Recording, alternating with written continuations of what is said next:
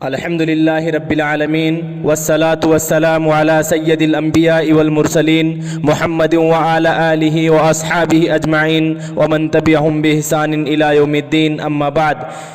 وعن عبد الله بن عمر رضي الله عنهما قال رسول الله صلى الله عليه وسلم إن بني إسرائيل تفرقت على 72 ملة وتفترق أمتي على 73 ملة كلهم في النار إلا ملة واحدة قيل من هم يا رسول الله قال ما أنا عليه وأصحابي رواه الترمذي في كتاب الإيمان. محترم حاضرین، آج امت مسلمہ مختلف مذاہب اور فرقوں میں تقسیم ہو چکی ہے.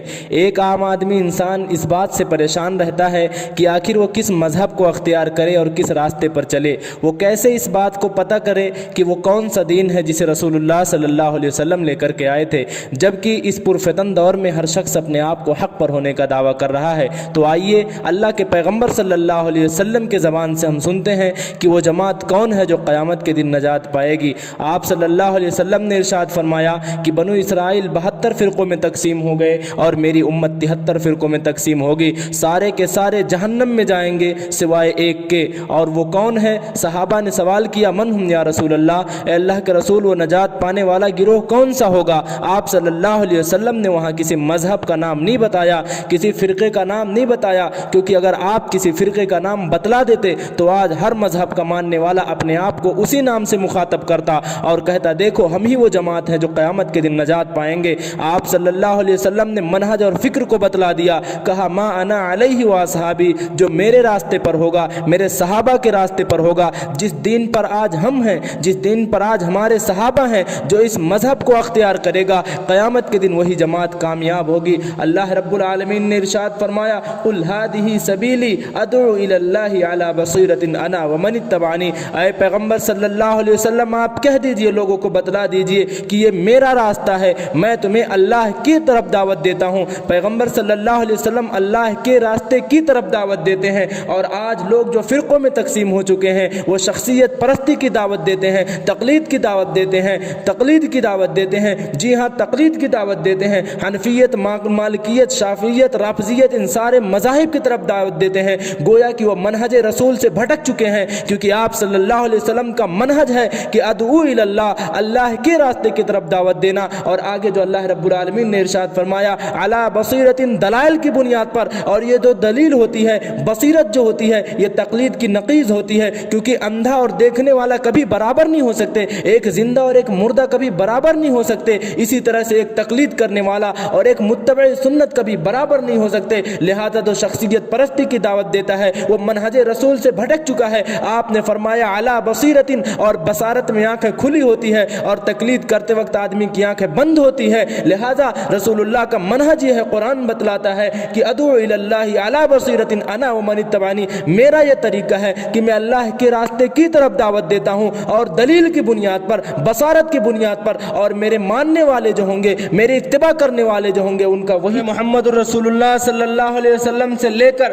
14 صدیوں پر پھیلی ہوئی اسلامی تاریخ کا مطالعہ کر لیجئے تو پتہ چلے گا کہ کیسے بھی فتنے ہو، طوفان ہو، آدھیاں ہو، فلسفہ اور منطق کی آندھی چلی ہو، اشاعرہ نے سر اٹھایا ہو، فرقہ جہمیہ پیدا ہوا، ماتریدی، جہمیہ، صوفی، ملحد، اور اسی طرح رافضیت، شافعیت، بریلویت جیسے بڑے بڑے فتنوں نے سر اٹھایا. اور ان تمام فتنوں کی سرکوبی کے لیے ہمیشہ ایک گروہ ہر زمانے میں موجود رہا جس نے کتاب و سنت کو اپنا مسلک بنایا اور اسی پر قائم رہا، اور کتاب و سنت کی طرف اٹھنے والی ہر آندھی کا مقابلہ کیا اور ہر طوفان کے سامنے ڈٹ کر کھڑا رہا. اور اس منہج اور اس جماعت کو بچانے کی خاطر اس جماعت کو بہت ساری قربانیاں دینی پڑی. پابندے سلاسل کیا گیا، کوڑے مارے گئے، گالیاں دی گئیں. اس جماعت نے سب کچھ برداشت کر لیا، لیکن نبی کریم صلی اللہ علیہ وسلم کی ایک ایک سنت کے لیے اپنا سب کچھ قربان کر دیا، لیکن سنتوں سے سمجھوتا نہیں کیا. جی ہاں حضرات، منہج اہل حدیث صرف ایک جماعت نہیں بلکہ ایک دستور زندگی ہے، ایک منہج زندگی ہے.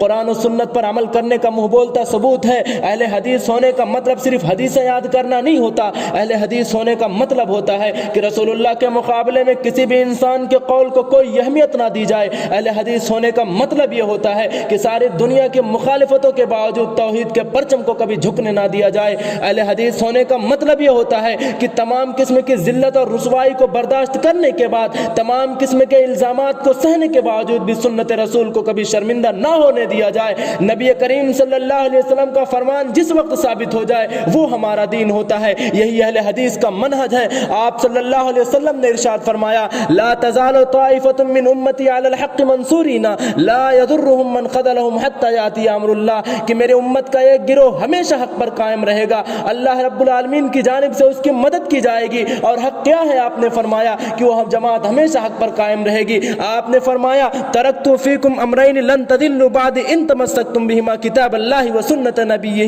یہی حق ہے کہ لوگوں میں تمہارے درمیان سے تو جا رہا ہوں لیکن کتاب اللہ اور اپنی سنت کو چھوڑ کر جا رہا ہوں، اگر اس کے پکڑے رہو گے تو کبھی گمراہ نہ ہوگے۔ لہذا جو کتاب اللہ اور سنت رسول کو اپنے ہاتھوں سے مضبوطی سے پکڑے ہوگا وہ آدمی حق پر ہوگا۔ اللہ کی طرف سے اس ایسے شخص کی مدد کی جائے گی، ایسے جماعت کو ماننے والوں کی مدد کی جائے گی، اور ظلم کرنے والے، الزام تراشی کرنے والے، تہمتوں کی بارش کرنے والے، بلا وجہ لوگوں کو لعنت ملامت کرنے والے اس جماعت کو کبھی نقصان نہیں پہنچا سکتے۔ جی ہاں حضرات گرامی، محدثین کرام رحمۃ اللہ علیہ نے کہا ہے کہ اس جماعت سے مراد، طائفہ منصورہ سے مراد اہل حدیث ہے۔ امام احمد بن حنبل رحمۃ اللہ علیہ نے برملا اعلان کیا کہ اس سے مراد اہل الحدیث ہے۔ طائفہ منصورہ سے مراد یزید بن ہارون نے فرمایا کہ طائفہ منصورہ سے مراد اگر اہل حدیث نہیں ہے تو میں نہیں جانتا کہ اس روئے زمین پر کون مراد ہو سکتا ہے۔ عبداللہ بن مبارک نے فرمایا کہ وہ گروہ اہل حدیث کا ہے۔ علی بن مدینہ امام بخاری رحمہ اللہ کے استاد ہیں، فرماتے ہیں کہ طائفہ منصورہ سے مراد اہل الحدیث ہے۔ امام بخاری نے فرمایا کہ اس سے مراد اہل حدیث ہیں۔ سفیان ثوری رحمۃ اللہ علیہ ارشاد فرماتے ہیں کہ آسمان کے پہرے دار فرشتے ہیں اور زمین کے پہرے دار اہل حدیث ہیں۔ خلیل بن احمد نے فرمایا کہ اگر قرآن اور حدیث پر عمل کرنے والے اللہ کے اولیاء نہیں ہیں تو میں نہیں جانتا کہ اس روئے زمین پر کون اور اللہ رب العالمین کا ولی ہو سکتا ہے۔ میرے بزرگوں، میرے حضرات، سامعین کرام، وہ جماعت جو قیامت کے دن اللہ رب العالمین کی بارگاہ میں نجات پائے گی، وہ جماعت جسے اللہ کے رسول صلی اللہ علیہ وسلم نے جس کے منہج کی طرف اشارہ فرمایا ہے، وہ جماعت جو قیامت کے دن اللہ رب العالمین جنت میں جسے داخل کرے گا، جسے طائفہ منصورہ، جسے فرقہ ناجیہ کہا جاتا ہے، اس سے مراد اہل حدیث ہیں۔ لیکن آج کچھ بدعت پرست مولوی جو اپنے پیٹ کے چکر میں لوگوں کے ایمان سے سودا کر رہے ہیں اور لوگوں کو یہ بتلانے کی کوشش کر رہے ہیں کہ اہل حدیث سے مراد محدثین نہیں ہے، اور یہ تہمتیں لگائی جاتی ہے کہ آج پنچر بنانے والا، نالی اور گٹر صاف کرنے والا بھی خود کو اہل حدیث کہتا ہے۔ تو آئیے ہم محدثین کے زبانی ہی سنتے ہیں کہ اہل حدیث سے مراد کون ہے۔ جی ہاں حضرات، امام احمد بن حنبل رحمۃ اللہ علیہ ارشاد فرماتے ہیں کہ صاحب الحدیث عندنا من یستعمل الحدیث، کہ اہل حدیث ہمارے نزدیک وہ ہے جو حدیث پر عمل کرتے ہو۔ اور آپ نے دوسرے جگہ ارشاد فرمایا کہ کل من یستعمل الحدیث فهو اہل الحدیث، جو بھی حدیث پر عمل کرتا ہوگا وہ اہل حدیث ہوگا، پھر چاہے وہ گٹر صاف کرنے والا ہو، چاہے وہ پنچر بنانے والا ہو، چاہے وہ سبزی فروش کرنے والا ہو، چاہے وہ مفتی ہوگا، عابد ہوگا، عالم ہوگا، وہ کوئی بھی ہو، اگر پیغمبر صلی اللہ علیہ وسلم کے حدیث پر وہ عمل کرتا ہے تو امام احمد بن حنبل رحمۃ اللہ علیہ کا برملا اعلان ہے کہ لوگوں سنو، وہ آدمی اہل حدیث ہے۔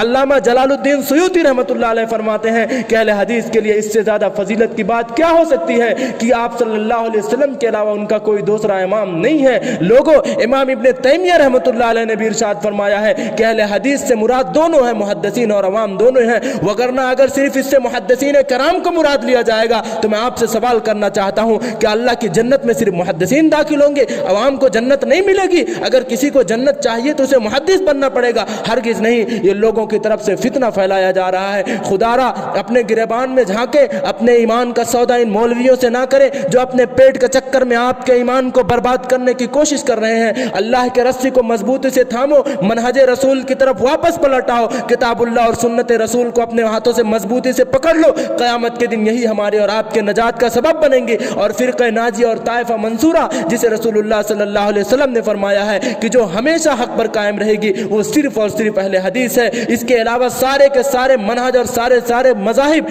بدعت اور ضلالت پر مشتمل ہیں، اور اس پر رہنے والا ہدایت یافتہ نہیں ہو سکتا۔ لہذا اگر آپ چاہتے ہیں کہ اللہ اپنی جنتوں میں جگہ دے تو خدا را اللہ رب العالمین کے رسی کو مضبوطی سے تھام لے، فرقوں میں نہ بٹوے، ورنہ اللہ رب العالمین ہماری ہوا کو اکھاڑ دے گا۔